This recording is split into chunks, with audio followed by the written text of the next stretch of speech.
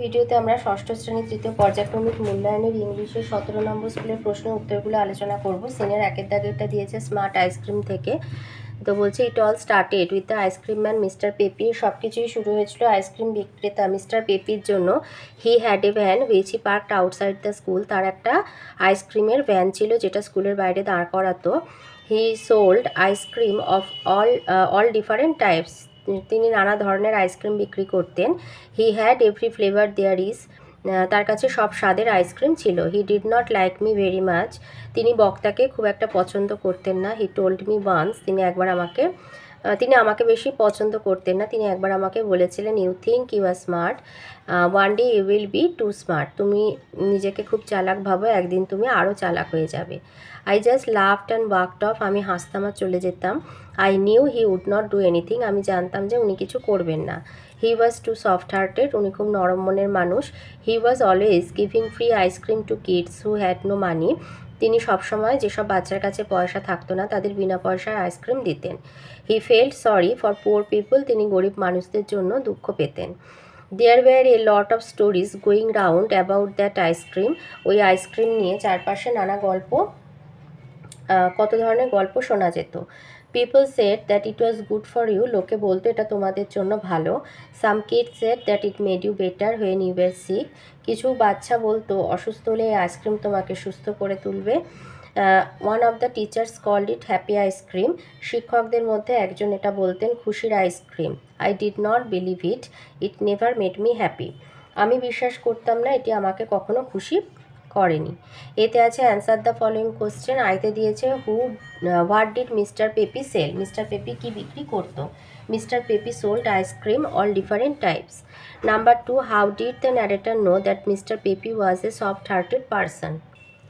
এই উত্তরটা লিখবে, the speaker knew that mister peppy was a soft hearted person because he was always giving free ice creams to kids who had no money. Number 3তে বলেছে what were the stories that were going round about that ice cream. এইখান থেকে এতটা লিখবে। এটা হচ্ছে এর 3-এর দাগেরটা। লিখবে there were a lot of stories going round about that ice cream. People said that it was good for you. Some kids said that it made you better when you were sick. One of the teachers called it happy ice cream. 4-এ বলেছে what did the narrator not believe and why. আচ্ছা, এটা এইভাবে লিখবে। বলেছে যে বক্তা কি বিশ্বাস করে না। One of the teachers called it happy ice cream. The narrator did not believe it because it never made him happy. লিখবে one of the teachers called it happy ice cream but the narrator did not believe it because it never made him happy. বিতে আছে true false আর supporting statement দিতে হবে। আইতে দিয়েছে the narrator did not give importance to Peppi's word. বক্তা পেপির বলা কথাগুলোতে গুরুত্ব দিতেন না, এটা ট্রু। এই যে লিখবে I just laughed and walked off. I just laughed and walked of.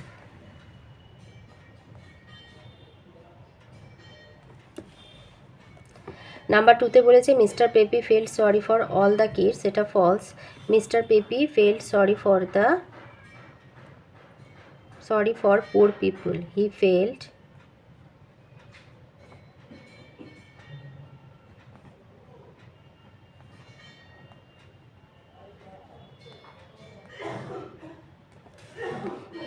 sorry for poor people.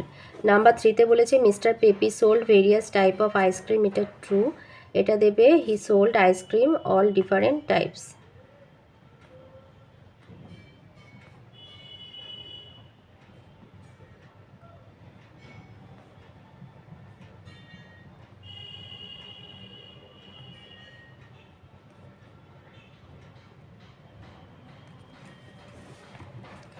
সিতে আসি। সি এ কমপ্লিট করতে বলেছে সেন্টেন্সগুলো। আইতে হবে Mister peppy was very soft hearted. Number 2, the narrator was not liked by Mister Pepi. 3, Mister Pepi had ice cream of every flavour. আর 4, Mister Pepi parked his van outside the school. সিনের number 2টা দিয়েছে I will go with my father a ploughing থেকে দিয়েছে, বলছে I will go with my father a sowing, আমি যাবই আমি বাবার সাথে বীজ বপনের কাজে, to the red field by the sea, সমুদ্রেরই ধারে ওই লাল রঙের মাঠে, and the merles and the robins and the thrushes will come flocking after me, আর মার্লস, রবিন এবং থ্রাসেসের ঝাঁক দল বেঁধে আসবে আমারই পিছু পিছু। I will sings to the striding shower, বীজ বপনকারীদের শোনাবো আমি গান, with the finch on the flowering sloe, finch পাখির সাথে ধীরে ধীরে সবুজ হয়ে ওঠা মাঠে, and my father will sing the seed song, আমার বাবা গাইবে বীজ বপনের গান, that only the wise men know, যা জানে কেবল জ্ঞানী মানুষেরা। এতে আছে choose the correct answer from the given alternatives. আইতে in the red field the child will sing to the striding showers. Number 2, the father sings the seed song while showing. 3, the Mars and Robins will come flocking after the narrator. 4, the narrator will go with her father to the red field by the sea. বিয়ের আইতে বলেছে where will the child and her father go for showing. The child and her father will go for a showing to the red field by the sea. Number 2তে দিয়েছে what song do the wise men know. The wise men know the seed song. 3তে আছে write the name of the poem and the poet. কবি এবং কবিতার নাম বলতে বলেছে। কবিতা হচ্ছে the poem is I will go with my father a ploughing, and the poet is Joseph Campbell. সিতে আছে ফাইন্ড সিনোনিম, লার্নড হবে নো, আর নাম্বার 2তে আছে moving together in a large number হবে ফ্লকিং। আনসিনে আসি, নাম্বার 3 এর আনসিনে বলেছে Florence Nightingale was born in the year 1820 in a small town in Italy. 1820 সালে ইটালির একটা ছোট শহরে ফ্লোরেন্স নাইটেঙ্গেল জন্মগ্রহণ করেছিলেন। Her parents are famous and rich, তার বাবা মা ছিলেন ধনী এবং খুবই বিখ্যাত, মানে প্রতিপত্তি সম্পন্ন। They look after little Florence very carefully, তারা খুব যত্ন সহকারে দেখাশোনা করতেন। But Florence was thin and sickly, তিনি ছিলেন দুর্বল এবং রোগা, অসুস্থ আর কি। ওয়ান ডে, একদিন Florence was returning home early from school থেকে সকাল মানে তাড়াতাড়ি বাড়ি ফিরছিলেন। অন দ্য ওয়ে, পথে she saw a dog lying on the road, রাস্তার ধারে একটি কুকুরকে শুয়ে থাকতে দেখে। ইট ওয়াজ ক্রাইং বিটারলি, খুব মানে তীক্ষ্ণ স্বরে আর কি চিৎকার করছিল। অ্যান আনকাইন্ড বয়, কোনো নির্দয় বালক, hit the poor creature with a big stone, বড় পাথর দিয়ে তাকে আঘাত করেছিল। It hurt its right leg, তার ডান পায়ে চোট লেগেছিল। And it was bleeding badly, খুব মানে ভীষণভাবে আর কি রক্ত বেরোচ্ছিল। ফ্লোরেন্স বিকেম ভেরি স্যাড, তো সেটা দেখে ফ্লোরেন্স খুবই দুঃখী হয়ে যায়। She gently carried the dog home, সে খুব মানে আদর করে তাকে ঘরে নিয়ে আসে। অ্যান্ড নার্স দ্য উন্ড, তার আঘাতটা শুশ্রূষা করে। সি টায়ার্ড a bandage tightly round the right leg, তার ডান পায়েতে একটা ব্যান্ডেজ বেঁধে দেয়। ইন এ উইক, এক সপ্তাহ পরে, the dog was quite well, কুকুরটি সুস্থ হয়ে ওঠে। Soon the dog became friendly with Florence, এবং ফ্লোরেন্সের সাথে বন্ধু হয়ে যায়। ইট ওয়েকড ইস টেল, তার লেজগুলো নাড়াতো। And jumped around her playfully, এবং তার চারপাশে খেলার ছলে নাচানাচি করতো। And licked Florence all over, এবং তাকে জিভ দিয়ে চাটতো। As if it wanted to say, এবং যেন দেখে মনে হচ্ছে বলতে চাইছে থ্যাংক ইউ থ্যাংক ইউ। এতে আছে টিক রাইট মানে কারেক্ট অল্টারনেটিভসে। আইয়ে বলেছে ডেসপাইট হার পেরেন্টস কেয়ার, বাবা মার যত্ন সত্ত্বেও little Florence was thin and sickly, দুর্বল রোগা এবং অসুস্থ ছিল। Number 2, on the way Florence saw a wounded dog, পথে ফ্লোরেন্স একটা আহত কুকুরকে দেখেছিল। বিতে আছে চারটাকে মানে ফিল করতে হবে। Full name of the little girl was Florence Nightingale. Number 2, the little girl was born in the year of 1820। 3তে দিয়েছে the place where the little girl was born was a small town in Italy. 4এ দিয়েছে the stone that the unkind boy threw hit a dog. C এর আয়তে আছে who looked after little Florence and how.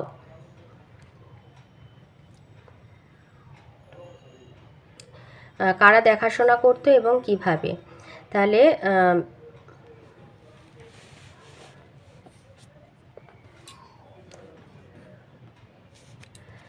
লিখবে যে her parents look after little Florence very carefully. তাহলে লিখবে কি, her parents looked after little Florence very carefully.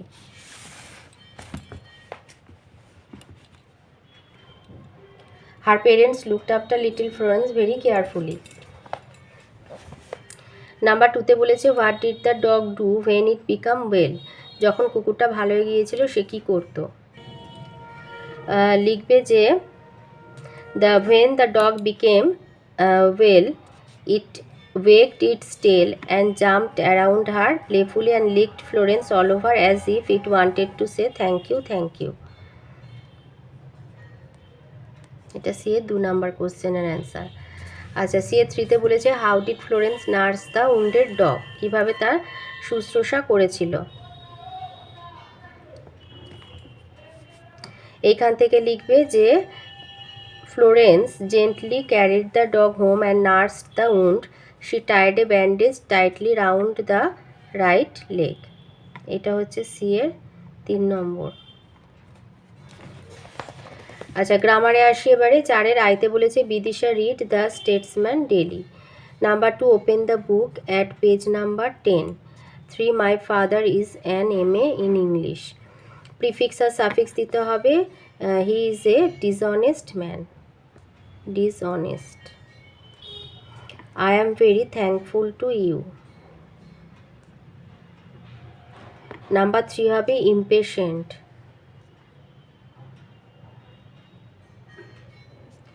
Number 4 হবে the brightness of the day.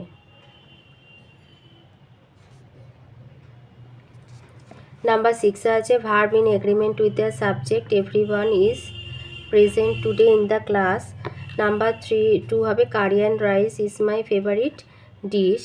Number 3 হবে neither Rani or Rajat has invited to the party. 7 আছে fill in the blanks with proper form of verb given in the brackets. এটা যেহেতু tomorrow আছে তো এটা আইতে লিখবে I will tell you a story tomorrow. Number 2তে এটা যেহেতু yesterday আছে, yesterday I went to play with my best friend. go এর past tense went. 3তে আছে এটা যেহেতু সবসময় নিত্য সত্য তাই earth moves round the sun. 8 আছে identify what kind of sentence. এটা হচ্ছে interrogative.